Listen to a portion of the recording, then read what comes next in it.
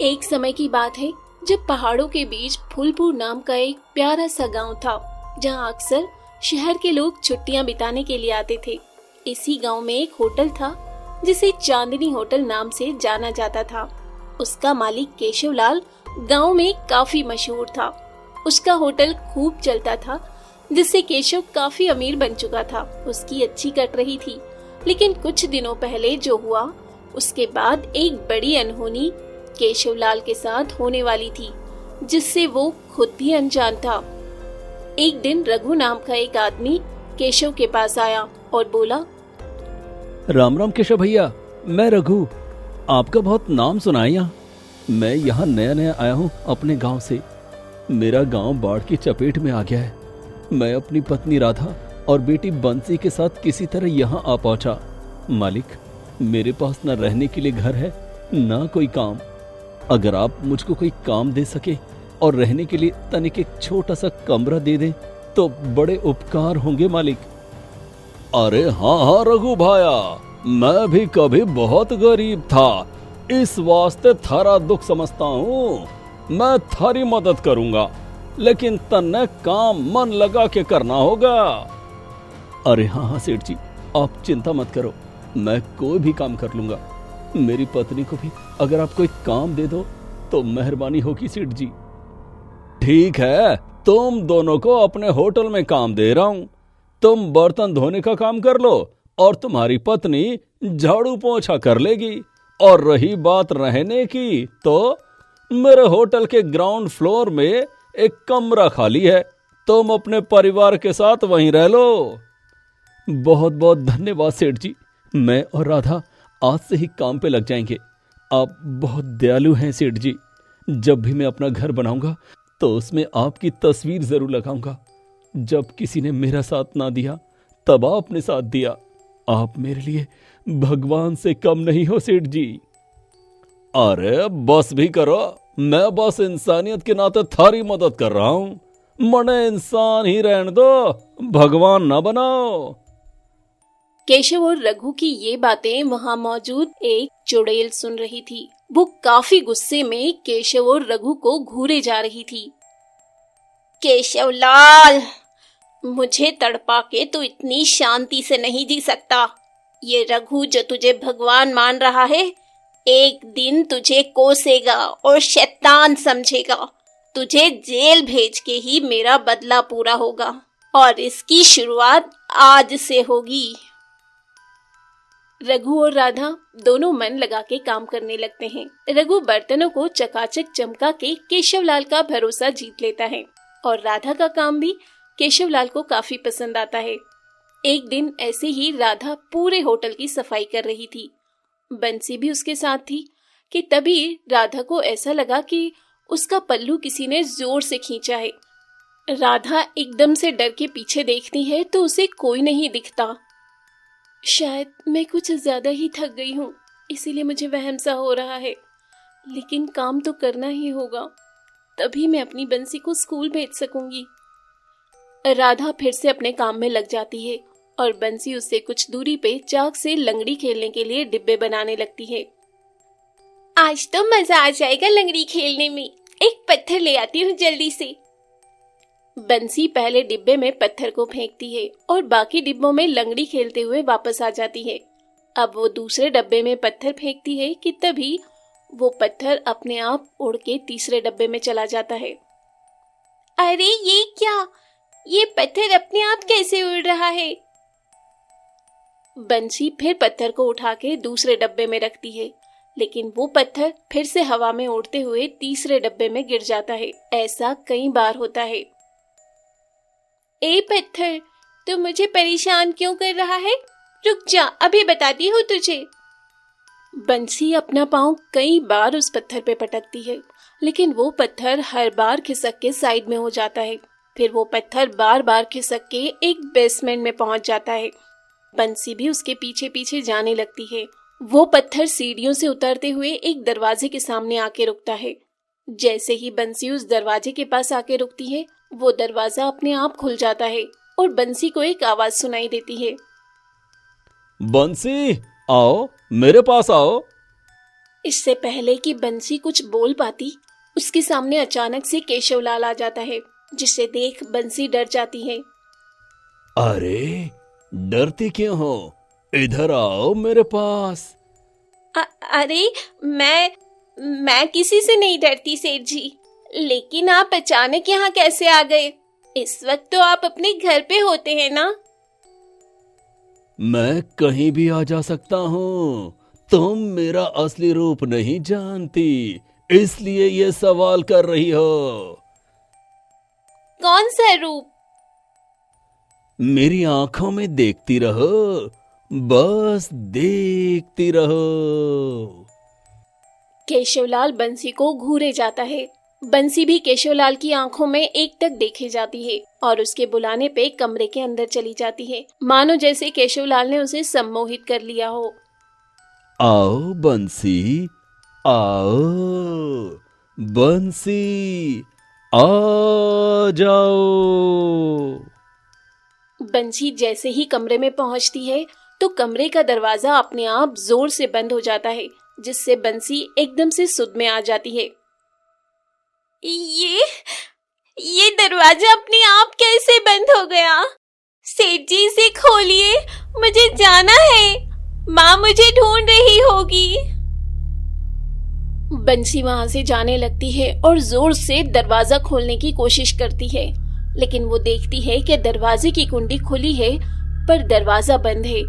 तभी केशवलाल दूर से अपना हाथ बंसी को बालों से खींच अपनी तरफ ले आता है। केशवलाल के लंबे लंबे हाथ देख बंसी काफी डर जाती है और खींचने लगती है।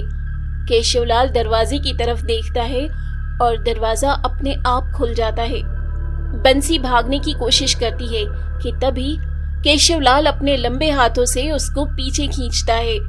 फिर वो उसका सिर जोर जोर से दीवार पे पटकने लगता है, जिससे वो खून से लथपथ हो जाती है और जोर से चीखती है, माँ, माँ, माँ बचाओ।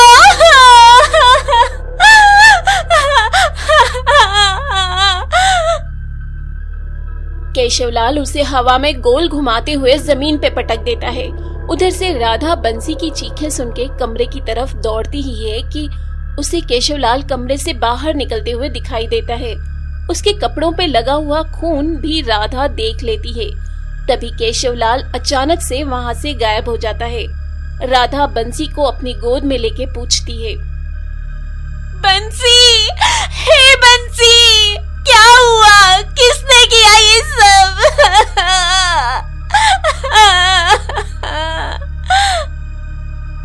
बंसी कुछ बोलने से पहले ही बेहोश हो जाती है। राधा जोर से मदद के लिए चीखती है। अगले दिन अस्पताल में बंसी की हालत नाजुक बनी हुई है। कुछ देर बाद डॉक्टर ऑपरेशन थिएटर से बाहर आते हैं। डॉक्टर साहब, क्या हुआ मेरी बंसी को? देखिए, अभी बच्ची को आराम की जरूरत है, कुछ देर में उसे होश भी आ जाएगा। लेकिन एक बात समझ नहीं आई कि ये सब हुआ कैसे।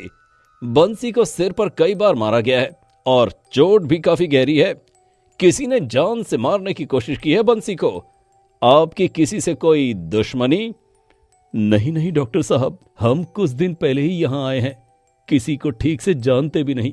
भला कोई हमारी बंसी के साथ ऐसा क्यों करेगा? हे भगवान। पता नहीं आप मुझ पे यकीन करोगे या नहीं, लेकिन मैंने सेठ जी को उसी कमरे के बाहर देखा था जहां हमको बंसी मिली। फिर सेठ जी अचानक से गायब हो गए।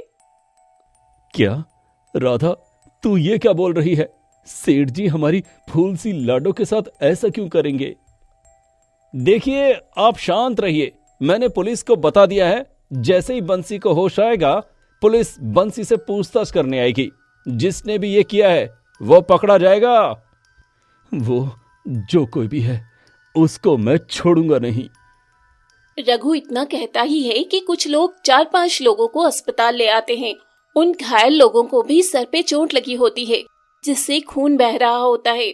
वो सभी लोग होटल में रहने वाले लोग थे। रघु उनमें से एक आदमी से पूछता है, अरे भाई, क्या हुआ? अरे देखो तो, मेरे भाई को किसी ने होटल के कमरे में मार के फेंक दिया। हड्डियां तोड़ दी किसी ने, इसकी सांसें भी नहीं चल रही। सभी मरीज अस्पताल में दाखिल हो जाते हैं। कुछ घंटों बाद डॉक्टर रघु और राधा से कहते हैं, कंग्रेचुलेशंस, बंसी को होश आ गया है। मैंने इंस्पेक्टर साहब को भी बुला लिया है, वो आते ही होंगे। कुछ देर बाद इंस्पेक्टर बंसी से पूछते हैं, बताओ बेटा, तुम्हारे साथ ये सब किसने किया? डरो मत, बताओ। वो केशव सेठ जी ने। केशवलाल। बंसी इतना बोलती है कि उसे सामने वाली खिड़की में केशवलाल बैठा दिखाई देता है। वो बंसी को घूर रहा होता है कि तभी उसका चेहरा चुड़ैल के चेहरे में बदल जाता है। बंसी को लगातार कभी केशवलाल तो कभी चुड़ैल का चेहरा नजर आता है। बंसी बोल, क्या सेठ जी ने ये किया है? बोल ना। सेठ जी चुड़ैल।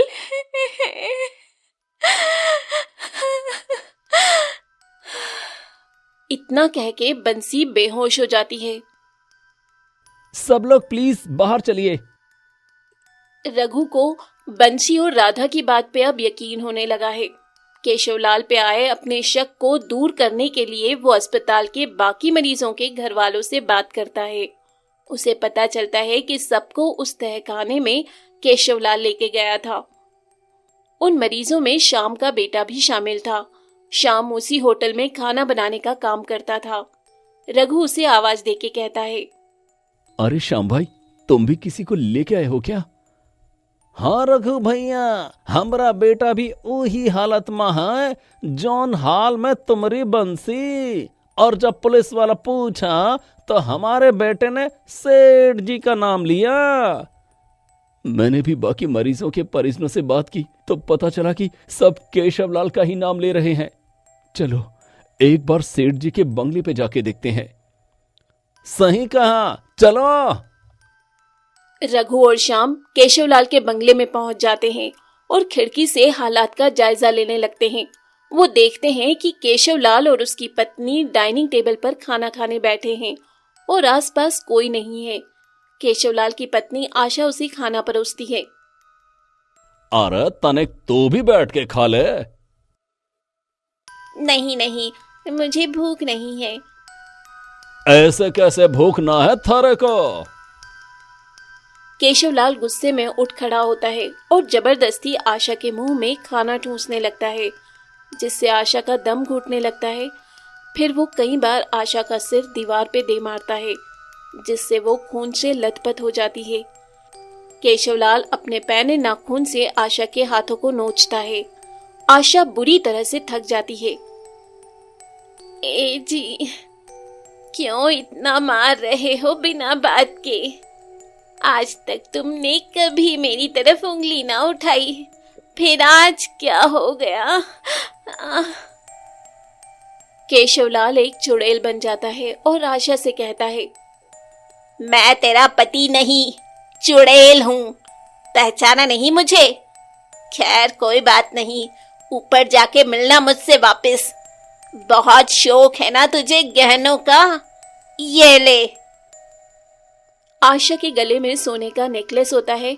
वो चुड़ैल आशा के गले में जोर से नेकलेस को कसती ही जाती है, जिससे आशा का दम घुट जाता है और वो मर जाती है।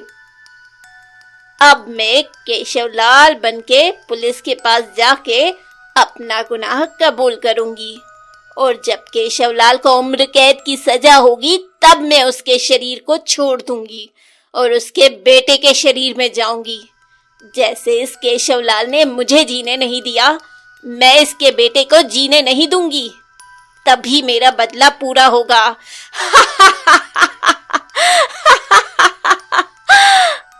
ये सब देख रघु और श्याम के पैरों तले से जमीन खिसक जाती है और वो दोनों डर के मारे वहां से उल्टे पांव वापस आ ही रहे होते हैं कि चुड़ैल हवा में उड़ते हुए उनसे कहती है, अगर किसी ने भी मेरा रास्ता रोका तो उसका यही अंजाम होगा। वो चुड़ैल केशवलाल बनके पुलिस स्टेशन में आके इंस्पेक्टर से कहती है, इंस्पेक्टर साहब, मैंने अपनी पत्नी और होटल के बाकी लोगों को मार डाला। मने ऐसी सजा दो कि हमारी 7 पुश्त याद रखें। ओह, तो आपने अपना गुनाह कबूल कर ही लिया। पिछले दिनों से मेरे पास कई शिकायतें आ रही हैं कि आपके होटल में कई लोग मर रहे हैं। हाँ दरोगा जी, मैंने ही मारा है सबको। हमारा गुनाह माफी के लायक ना है। मने जेल में डाल दो। इंस्पेक्टर केशवलाल को जेल में डाल देता है। उधर रघु और श्याम एक बड़े ज्ञानी बाबा जी के पास जाते हैं और उनको पूरी बात बताते हैं। हम जानते हैं इस चुड़ैल को कैसे मुक्त कराना है। ये चुड़ैल जब जिंदा थी तब बहुत तकलीफों से गुजरी थी और वो सारी तकलीफें इसे केशवलाल के कारण हुई। लेकिन हम भी महादेव के भक्त हैं, विभूति बाबा हैं। तो बाबा, इसका कोई तो उपाय होगा। ए बच्चा, हम अभी उस चुड़ैल को अपनी मंत्र विद्या से केशवलाल के शरीर के साथ यहाँ बुलाते हैं। विभूति बाबा कुछ मंत्रों का जाप करते हैं, जिससे जेल में बंद चुड़ैल केशवलाल के शरीर के साथ जेल से गायब हो जाती है। ये देख इंस्पेक्टर भी दंग रह जाता है। उधर चुड़ैल बाबा के सामने आती है। बाबा उस पे अपनी मुट्ठी में रखी विभूति फेंक देते हैं, जिससे चुड़ैल और केशवलाल अलग अलग हो जाते हैं। मुझे यहाँ क्यों बुलाया? मेरा बदला अभी पूरा नहीं हुआ है। छोड़ दो केशवलाल को। मैंने थारा क्या बिगाड़ा है? कौन हो तुम? मुझे भूल गए? मैं नंदिनी। मेरे पिताजी तेरे यहाँ काम करते थे। हम बहुत गरीब थे। उन्होंने दिवाली पे मेरे लिए कुछ रसगुल्ले और पकवान बिना पूछे ले लिए, तो तूने उन्हें कितना जलील किया। ऊपर से तेरी पत्नी ने उनपे गहने चुराने का इल्जाम लगा दिया, जबकि वो गहने उसने खुद अपने भाई को दिए थे ताकि धंधे में उसकी मदद हो जाए। तूने बिना सच जाने ही पुलिस बुलवा के उन्हें जेल में डलवा दिया। सब मुझे चोर की बेटी कहने लगे। सब मुझे चोर की बेटी कहने लगे और उस जिल्लत से बचने के लिए मैंने जहर खा के अपनी जान दे दी और चुड़ैल बन गई। तेरी पत्नी को तो मैं मार चुकी हूँ, अब तेरी बारी है। इतना कठोर मत बनो बच्चा। तूने इसे जेल भेजने के लिए कितने निर्दोष लोगों को मार डाला जिनकी इसमें कोई गलती नहीं थी। सच बता, तू क्या हत्यारण बनना चाहती है? चुड़ैल 2 मिनट के लिए सोच में पड़ जाती है। केशवलाल उसके पैरों में गिर के उससे माफी मांगता है। मने माफ कर दो। मैं कल ही थाने जाकर थानेदार ने सब सच बता के थारे पिता को छुड़वा भी लूंगा और उनको आखिरी दम तक अपने घर में अपने साथ भी रखूंगा।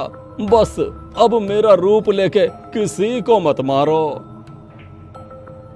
केशवलाल जैसा कहता है वैसा करता है।